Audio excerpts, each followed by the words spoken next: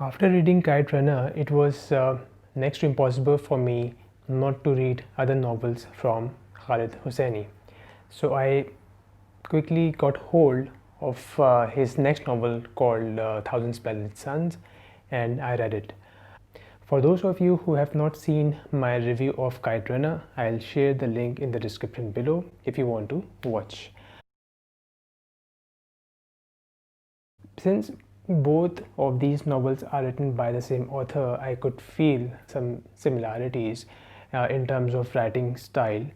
There is nothing wrong in it. I love the way Khaled Hosseini writes his novels.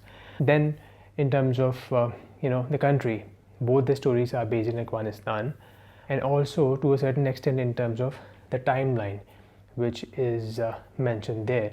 In both the stories, it talks about an old Afghanistan, which was a peaceful and safe Afghanistan, and then what happened later on.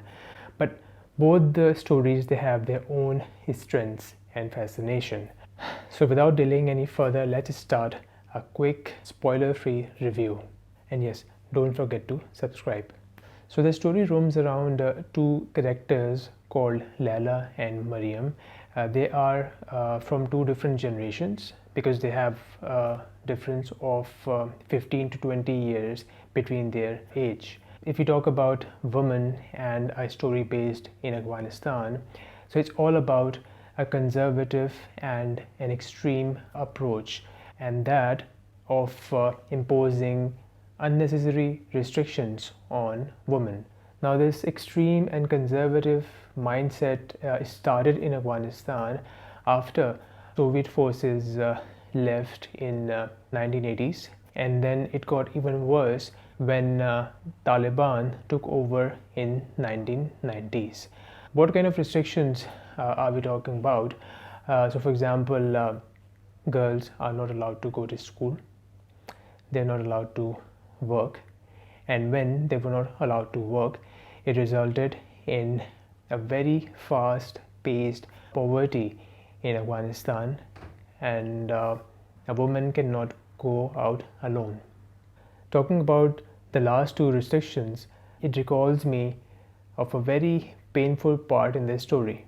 But since I had said that it is a spoiler free review, so I'm not going to share what it was. Do read the book. And also the story is about if you get married to an uneducated man who is Muslim only by name, so what kind of a life you'll have at home.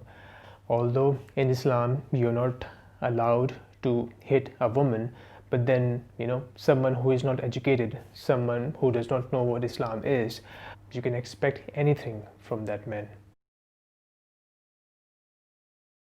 Other than the story of Layla and Mariam, you also get to know some real life events from the story, like the two statues of Buddha in Bamiyan Valley, but unfortunately which were destroyed by Taliban in 2001. I also got to know about the most famous singer in Afghanistan, Ahmad Zahir, who passed away in 1970s, the terrifying execution of ex-president of Afghanistan, Najibullah, in 1996, and also the assassination of one of the most famous politician and commander in Afghanistan, Ahmad Shah Massoud, who was assassinated only 2 days before the 9/11 happened in 2001. So I can clearly say that I have known a lot about Afghanistan after reading Khaled Hosseini's novels. Now there was a line in the story which totally summarizes the story of this novel, which says that a legitimate ending to a life with an illegitimate beginning. That was said by Mariam. But again, since it's a spoiler-free review, so I'm not going to share what it meant. Do read the book. So to conclude, again, I'll compare Thousand Splendid Suns with Kite Runner. Personally speaking, I liked Kite Runner more. I think Kite Runner is close to my heart. That story is somewhat special for me. But There are, some edges which Thousand Splendid Sun has over Kite Runner.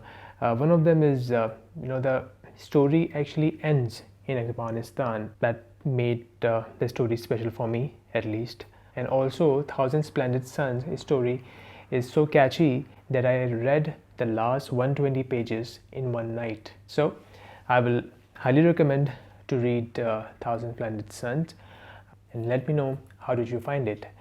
In the end, thank you so much for watching my video, and don't forget to subscribe to get notified for my future videos. Bye.